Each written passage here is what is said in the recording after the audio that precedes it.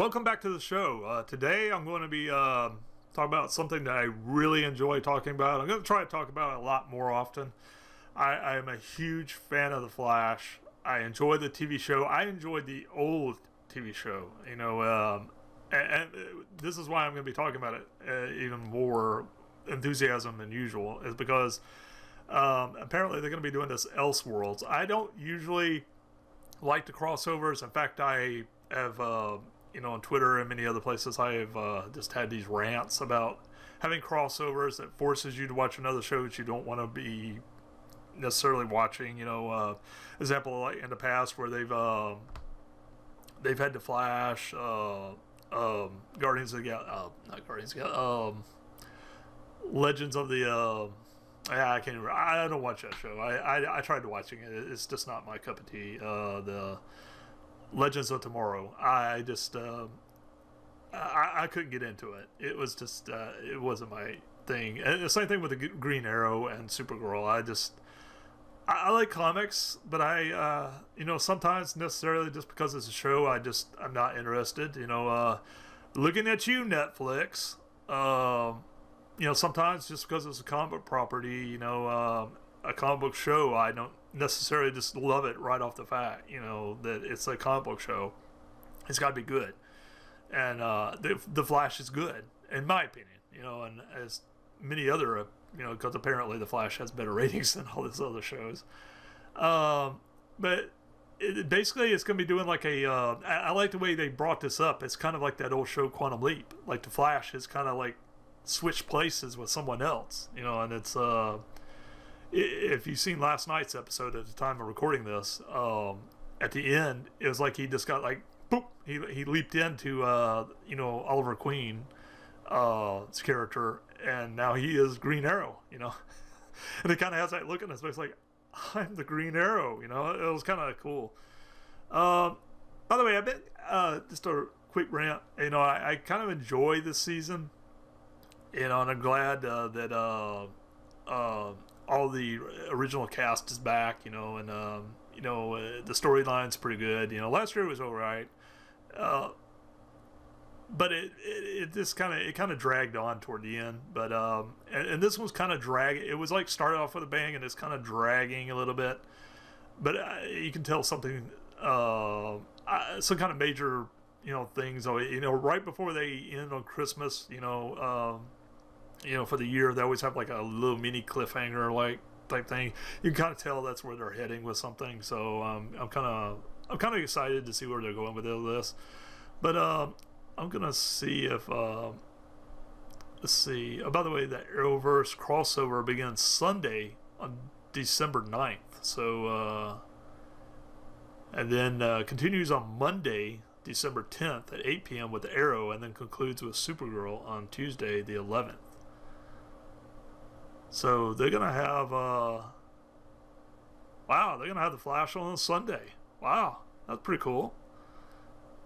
According to this, unless I got this messed up, I'm going by the comicbookmovie.com. I haven't seen anything to contradict that, but that sounds about right.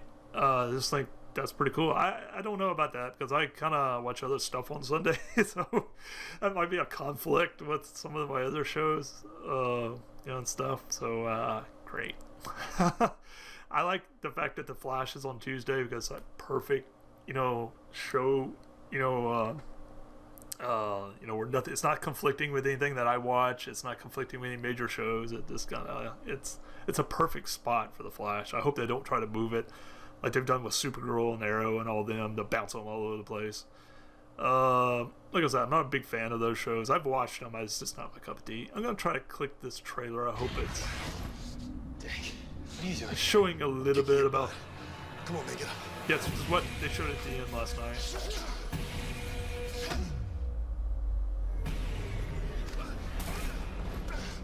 I'm the Green Arrow. I'm the Green Arrow. Yeah, I love that at the end. Like, I'm the Green Arrow. So it's a little teased of, I forgot to look. I wonder if they're not going to be on next week. Or if that was just a tease till they come back.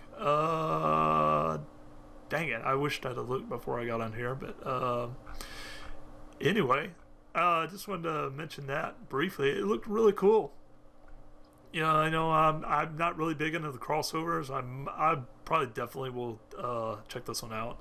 Although I missed the last time they did the crossover. I think they did. They had them Daria and Iris getting married, and somebody said you really should have watched that. And I finally got around to seeing what they meant. I still ain't watched the episode because I meant to go and look. I can't remember if it's Green Arrow when I got married, or if it was the Legends of Tomorrow, or if it was the Supergirl. But I got to look that up and try to find the episode on Netflix or something, or just buy the DVDs. And I probably won't buy the DVDs to a show just to watch one episode. I'll probably have to look on Netflix. But the Greatest American Hero, William Katt, apparently somebody told me, married.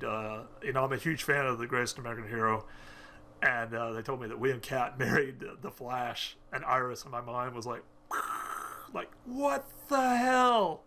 Like, why didn't they put that on the regular show? See, that's my rant. Like, see, this, yeah, and it kind of messes up. Like I said, like I just made an example. I'm a fan of the Flash. I would buy the DVD set for the Flash. I'm a fan of that. But see, now there's an episode out there I can't. You know, I'd have to buy like an entire set, and I'm like troubled trying to find something that connects into another storyline.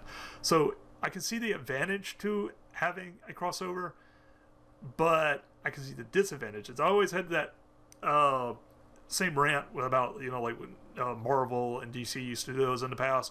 They had like these like, you know, big, huge like multi-issue crossovers with all these other issues, like to make it incentivize you to buy more comics and collect them all type, you know, I did. But at some point, there's just no way you can buy all those, you know, or find them, or you don't have access. And sometimes you miss out on the story, and you just got to give up, like I did, and just well, I'll just wait till next week. I watched the Flash, and then I missed it. But this one, I might put a little bit more effort into because it just seems kind of cool. And one of the other things I want to mention is that they're I'm going to show an image. I don't have it on a website, but I'll show it later in production. I'm throwing some images up there, and you know, in editing I'll fix it. But John Wesley's ship is going to be the Flash again, which I was always like, when I was a kid, I was like, oh, they canceled the Flash, and like that's why I was so, you know, like excited about this new Flash TV series, because it was basically, you know, kind of tied in loosely with the you know, the old 90s show. And, you know, and now it's literally tied in. It has literally brought that universe into the current Flash universe. So it's like, not only that, this is the second time that John Wesley's ship has played a Flash. He's played the Jay Garrick Flash, and he's played the 90s Flash, you know. So in this new universe, so like, wow, this is awesome.